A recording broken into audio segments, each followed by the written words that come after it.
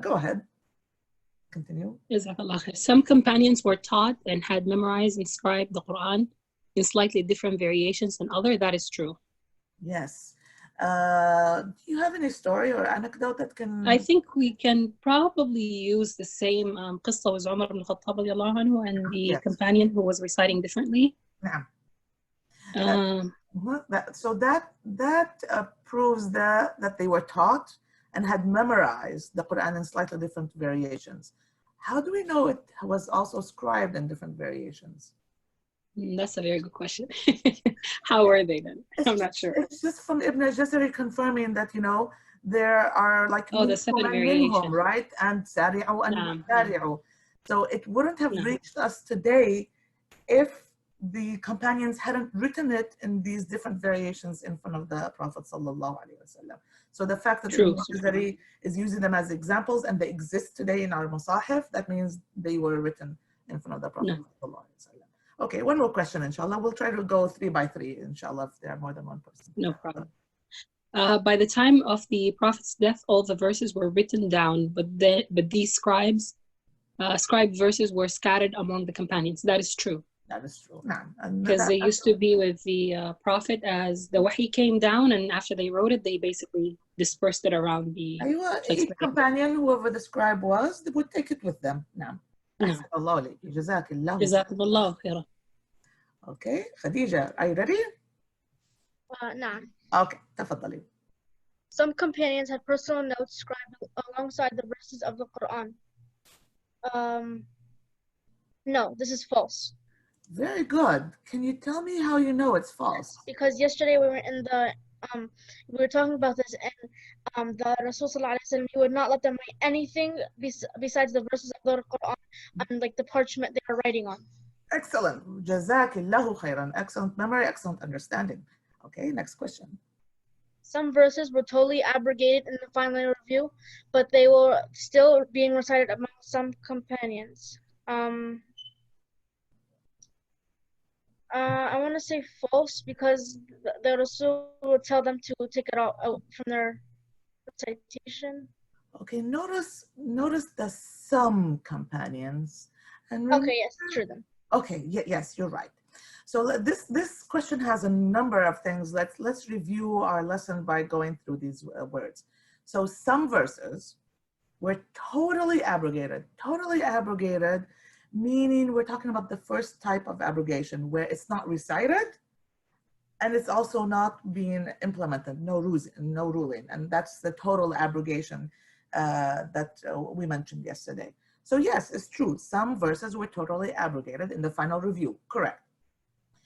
And now the second part of this sentence, but they were still being recited by amongst some companions, yes, because we said some companions no longer lived in Medina. Some of them had been sent by the Prophet ﷺ himself or had traveled for reasons of tijara, being merchants or other reasons, and some of them lived far away from Medina. So at the time of the final review and then the death of the Prophet ﷺ, these abrogated verses may have not reached these companions yet.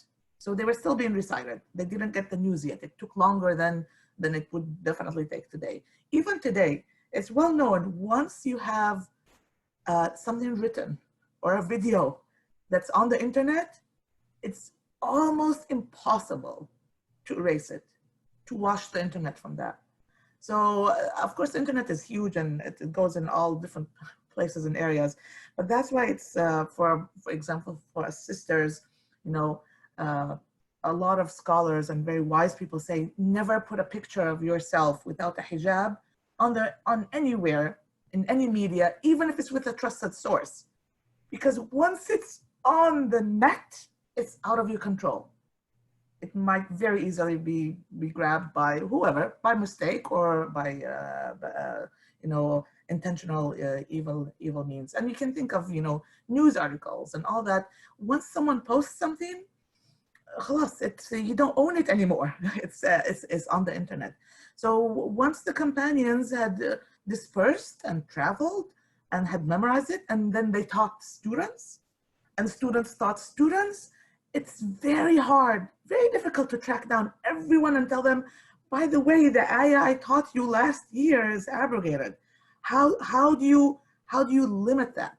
And that's the problem that Uthman radiallahu anhu faced in his time. That these abrogated verses that did not reach the companions or their students or the students of their students, they had been continued to be taught. And inshallah, that's what today's lesson is about, the situation and how it was dealt with.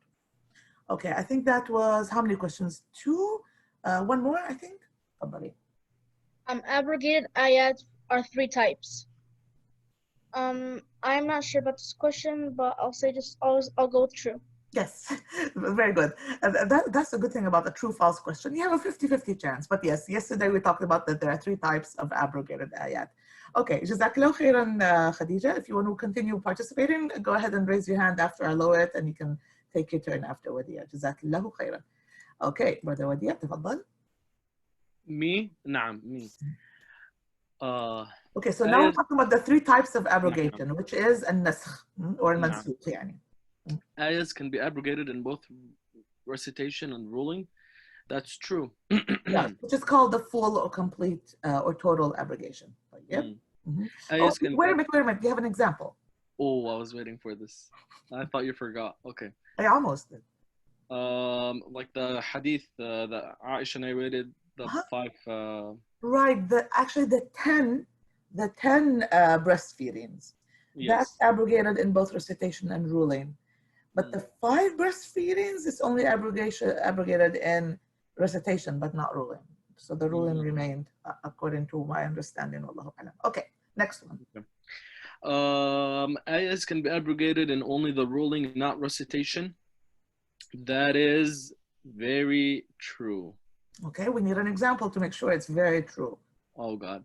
And only the ruling, not recitation. Ruling, not recitation. Ruling, not recitation. So that means so abrogated means nasakh, so it's no longer there. So that means it's still recited, but the ruling, the hukm is no longer applied. The ayah in Surah An-Nisa, the 2 women who commit blasphemy. Yes, that's not mentioned in the slides, but that is an example that's mentioned in this case. Correct. Yes. Okay. Very good. Okay. And yes, as Sister Zoya says, the ones about wine, that's also considered from that type. Okay. Tafadhal. Ayahs can be abrogated in the recitation, not ruling. Recitation, not ruling. Recitation, not ruling. Recitation, not ruling. That means the ruling remains, but it's no longer recited. Like the hadith about adultery, the stoning. والشيخ والشيخة إذا زنيا فرجموهما البتة نكالا من الله والله عزيز حكيم. This is يعني I'm not reciting it with tajweed and Qur'an because it's no longer Qur'an, but at one point they would recite it with tajweed and ahkam and everything, with the ghunna tawila and mudud, which is the elongating ghunna, elongating mudud. That's strictly should be applied only to Qur'an. So that's why I did not read it that way.